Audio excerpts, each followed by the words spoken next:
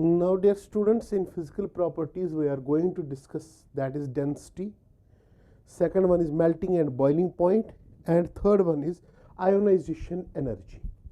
ठीक है, तो फिजिकल प्रॉपर्टीज में नेक्स्ट हम क्या क्या डिस्कस करेंगे? Density,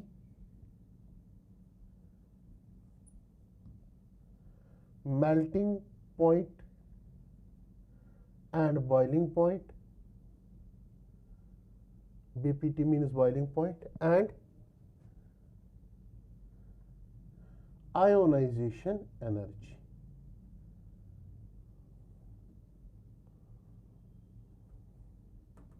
Okay, first of all if we going to discuss the density, हम डेंसिटी पहले डिस्कस करने जा रहे हैं कि इन अल्कली मेटल्स की डेंसिटी क्या होती है, यानी कि density of alkali metals. Okay, तो बच्चे अगर हम यहाँ पे देखेंगे कि जो लिथियम, सोडियम एंड पोटेशियम होता है ये लाइटर देन वाटर होते हैं. क्या होते हैं? Lighter than water. बहुत ही कम डेंसिटी होती है. लिथियम, सोडियम एंड पोटेशियम और lighter than water.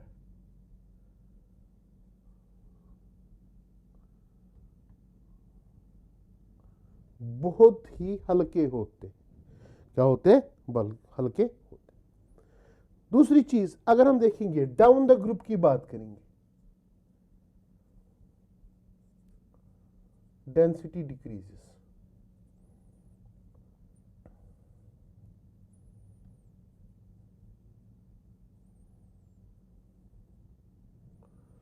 Down the group density यहां पे increases, not decrease, increases down the group.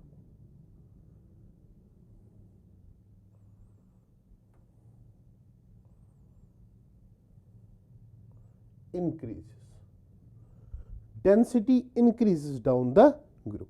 क्योंकि यहां पे अगर हम देखेंगे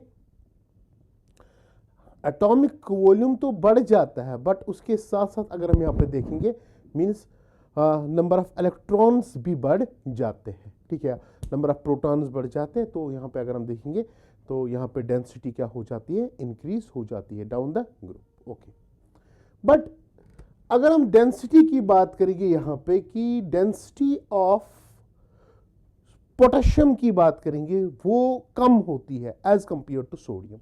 ये एक्सेप्शनल केस है. ठीक है ना, बट डेंसिटी ऑफ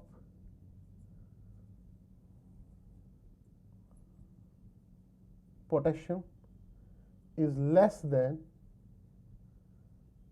sodium. होनी चाहिए किसकी ज्यादा? पोटेशियम की देन सोडियम, बट ये उल्टा है. ठीक है ना, तो अगर हम देखेंगे डेंसिटी का यहाँ पे इन ग्राम पर सेंटीमीटर क्यूब में देखेंगे लिथियम की, सोडियम की, पोटेशियम की, रिब्यूडियम की और सीजियम की देखेंगे. ठीक है ना, इन ग्राम पर सेंटीमीटर क्यूब में अगर हम यहां पे देखेंगे इसकी होती है 0.53 ग्राम पर सेंटीमीटर क्यूब. ठीक है ना, 0.53 ग्राम पर सेंटीमीटर क्यूब. वाइल्स अगर हम सोडियम की देखेंगे इसका होता है 0.97 ग्राम पर सेंटीमीटर क्यूब, बट यहां पे 0.86 इसकी होती है. अब यहां पे बढ़ जाती है, इट इज 1.53 और इसकी होती है 1.87 के बराबर. तो होनी किसकी ज्यादा चाहिए? पोटेशियम की, बट है किसकी? सोडियम की. वाई? क्यों होती है ऐसा? ये इसलिए होता है क्योंकि अगर हम साइज देखेंगे, size down the group increase हो रहा है, but there is abnormal increase of size when we go from sodium to potassium. Size में क्या होता है? Abnormal increase.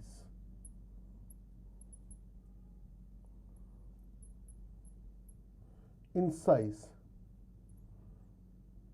from sodium to potassium. जब हम सोडियम से पोटेशियम पे जाते वहां पे एबनॉर्मल इंक्रीज हो रहा है. वो क्यों हो रहा है वो भी सुन लो.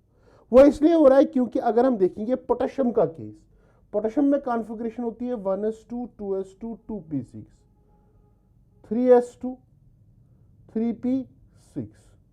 ओके, फिर इसके बाद क्या होता है 4s1 होता है। बट यहां पे और एक ऑर्बिटल भी प्रेजेंट होता है जिसको हम बोलते हैं 3d। क्या बोलते हैं 3d ऑर्बिटल। 3d ऑर्बिटल का साइज बहुत ज्यादा होता है, ठीक है ना। इस कारण क्या होता है कि मींस एडिशन और एक यहां पे क्या हो जाता है, हम सबशेल की बात करेंगे। When you go from sodium to potassium there is introduction of one more subshell. One more shell तो होती है बट वन मोर सबशेल। अगर सोडियम का देखेंगे, सोडियम की कॉन्फ़िगरेशन है 1s2 2s2 2p6 3s1, ठीक है ना, 3s1। Are you getting? यहां पे अगर हम देखेंगे इंट्रोडक्शन ऑफ 3d भी यहां पे हो रहा है। तो इस कारण क्या होता है कि यहां पे साइज में अगर हम देखेंगे मतलब कि एक अचानक से उछाल आती है। उस कारण क्या होता है कि यहां पे अगर हम देखेंगे कि डेंसिटी कम हो जाती है यहां पे, ठीक है ना, क्या हो जाती है डेंसिटी कम। तो याद रखना यहां पे अगर हम देखेंगे लिथियम सोडियम और पोटेशियम लाइटर देन वाटर होते हैं, इसलिए हम इनको प्रिजर्व कहां पे करते हैं, मोस्टली करते इन कैरोसिन में करते हैं, क्योंकि वहां पे ऑक्साइड नहीं बननी चाहिए इन मेटल्स में, ताकि रिएक्टिविटी में बहुत ही क्या आती है इनमें मतलब कि कमी आ जाती है। तो इसलिए हम इनको क्या करते हैं प्रिजर्व, और हम इनको स्टोर करते हैं इन कैरोसिन में, मोस्टली करते हैं इनको, ठीक है। तो ये रहा किसकी बात, that is about density. Now we can discuss that is melting and boiling point.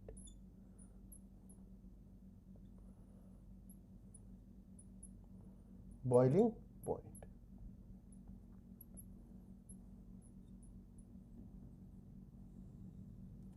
देखो बच्चे पहले ही बताया मैंने आपको कि अगर हम मेल्टिंग पॉइंट या बॉइलिंग पॉइंट की बात करेंगे, इनका बहुत ही कम मेल्टिंग एंड बॉइलिंग पॉइंट होता है, ठीक है ना। Low melting and boiling point, low melting point and boiling point, ठीक है ना, low melting point and boiling point. और दूसरी बात है कि जितना हम नीचे नीचे जाएंगे down the group it will decrease, down the group it decreases.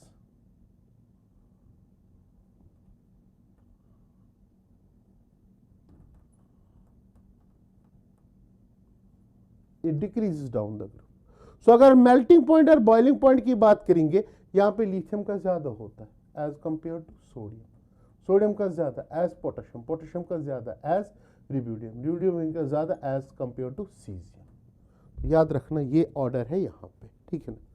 Y so, why this occurs, क्योंकि जितना हम डाउन द ग्रुप जाते हैं जो मेटेलिक बॉन्ड स्ट्रेंथ होती है, मेटेलिक बॉन्ड स्ट्रेंथ वो डिक्रीज हो जाती है,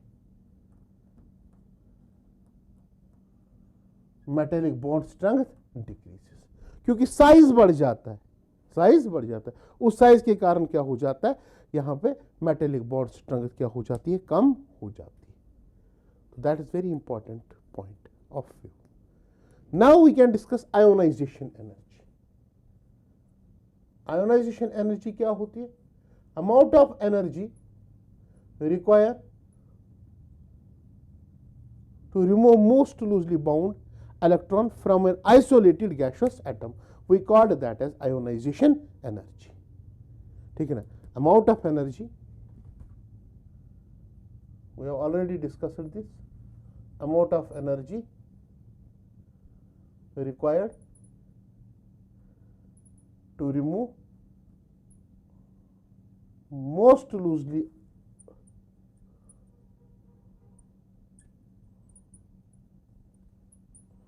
bound electron from isolated gaseous atom, from isolated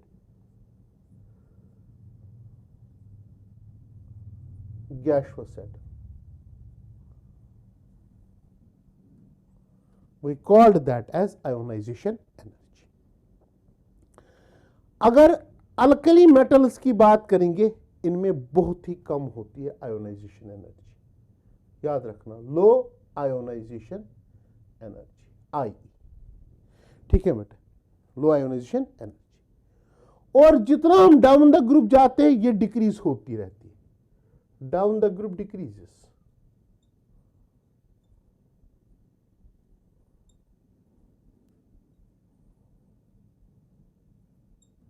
down the group क्या होती है, डिक्रीज होती है।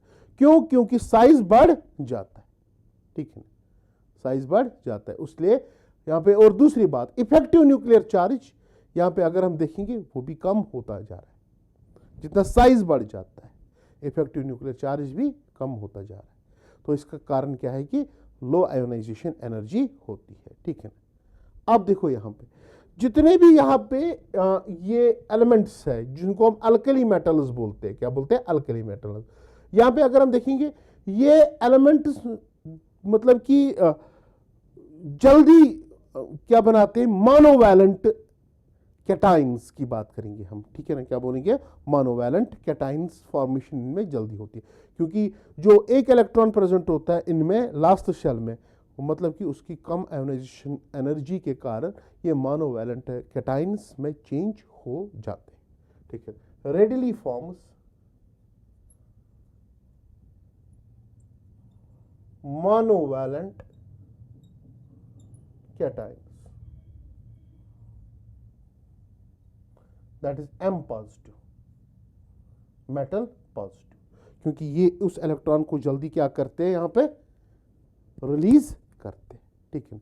तो इसलिए यहां पे जल्दी ये कैटाइन फॉर्मेशन करते हैं। और दूसरी बात है, जितना हम डाउन द ग्रुप जाएंगे मोनोवैलेंट कैटाइन जल्दी बन जाएगा, क्योंकि आयोनाइजेशन एनर्जी क्या है, कम, ठीक है ना। तो ये भी याद रखने वाली बात है, ठीक है ना। अब देखो यहां पे दूसरी बात है कि आयोनाइजेशन एनर्जी क्यों कम है, वो इसलिए कम है क्योंकि यहां पे अगर हम देखेंगे कि जो वैलेंस शेल इलेक्ट्रॉन्स होते हैं, ठीक है ना, उन पे कम न्यूक्लियर चार्ज पड़ने के कारण यहां पे मींस आयोनाइजेशन एनर्जी में बहुत गिरावट आ जाती है, ठीक है ना। सो जो वैलेंस शेल इलेक्ट्रॉन होता है वो वीकली अट्रैक्टेड होता है किसके साथ, न्यूक्लियस के साथ, as we go down the group. तो वो पॉइंट हम बोल सकते हैं, वैलेंस इलेक्ट्रॉन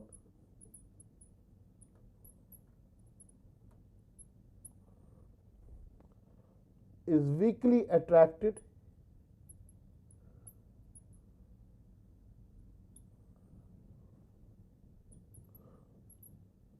towards nucleus